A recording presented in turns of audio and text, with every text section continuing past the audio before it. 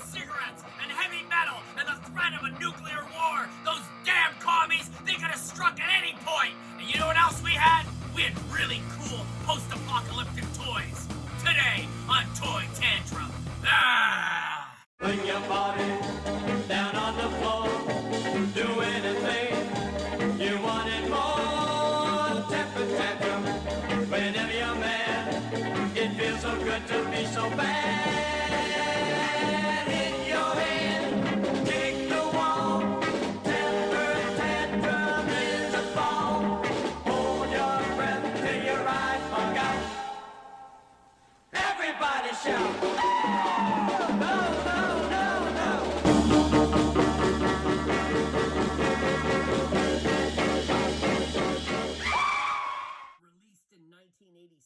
The Steel Monsters by Tonka, a direct ripoff of Mad Max. I mean, check out that Lord Humongous knockoff. These vehicles were fantastic. Heavy steel with moving parts and all sorts of awesome figures. There were 8 in the line, each one representing in some way one of the characters from the Mad Max films. And man, what an awesome line. 4 vehicles. Didn't do too well because of all the other toy lines that were happening in the 80s, but definitely an awesome slice of the post-apocalyptic craze of 80s toys. 2 fully armed Gatling guns. This unbelievable fortified killing machine was the vehicle of choice for the Dreadnoughts. These mercenaries were hired by Cobra to take on G.I. Joe, and I mean, how can you get any more Mad Max than this? I mean, its driver, Thrasher, even looks like Mel Gibson. You know what? It even kind of looks like me. Check out Ripper's trigger-powered chainsaw and blade weapon. I mean, this guy's ready to do some serious damage. Man, I have no words to describe how amazing Road Pig is with a wrist-mounted crossbow and a cinder block sledgehammer. I mean, no words. Just totally amazing. This here is the leader of the Dreadnoughts. It's Zartan, the master of disguise.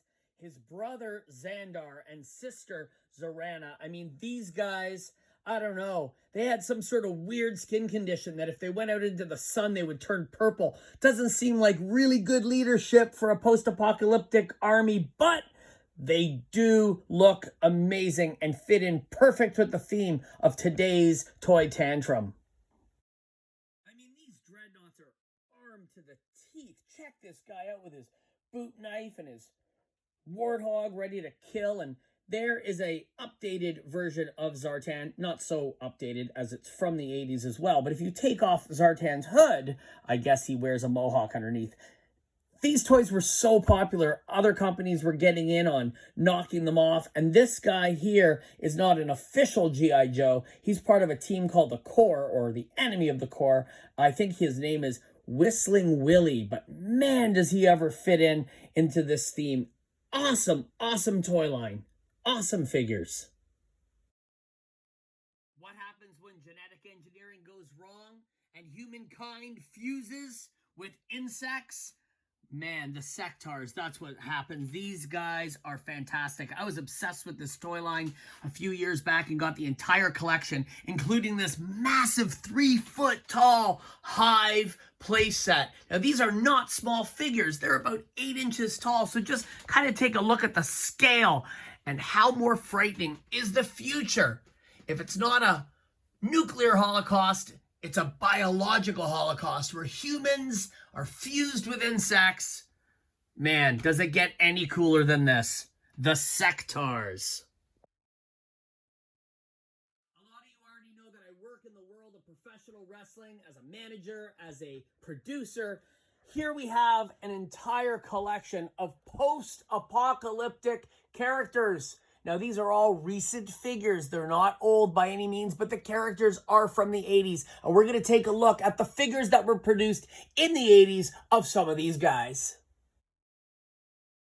You know you're in trouble in the ring when you're in the ring with a guy like this or this.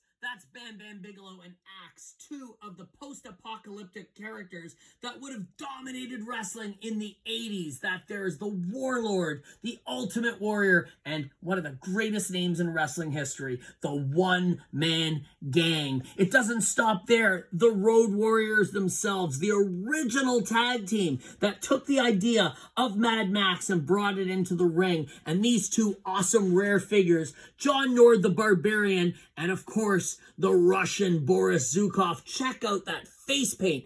These guys are awesome. It's really unfortunate, though, because the toy line died before they were able to make his partner, the Barbarian, and his partner, Smash, which would have really rounded out the tag teams that could have just dominated in the 80s toy federations. Fortunately, in the 80s, the bomb didn't drop. The Soviet Union became Russia again, and they became friends with America, and I got to admit, I always thought the Russians were the best villains that there could be. And now it's 2020, and what do we have the threat of? We have the threat of a coronavirus.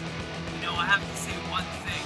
If there's going to be any types of toys that have to do with this damn stinking virus, they better be cool like the ones from the 80s and not look like this.